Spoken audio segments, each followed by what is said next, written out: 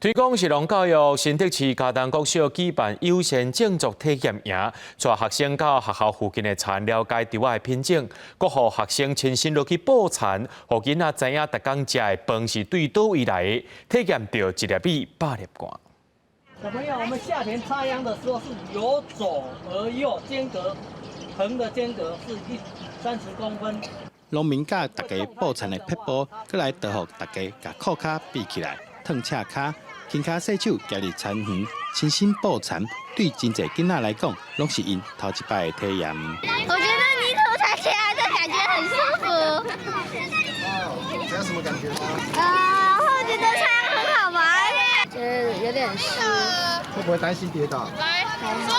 新竹市嘉东国小为着让囡仔知影逐工食的白饭对倒来，特别举办捕田体验，也利用机会对活动中，让学生了解。台湾早期的农村社会，体会农民的辛苦。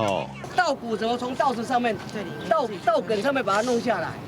在古时候，大概100年前是用手甩的，用力甩、用力打，那个米跟稻谷跟稻梗才会分开来，然后再来米呢，轻轻打就掉下来了。这个叫做小米。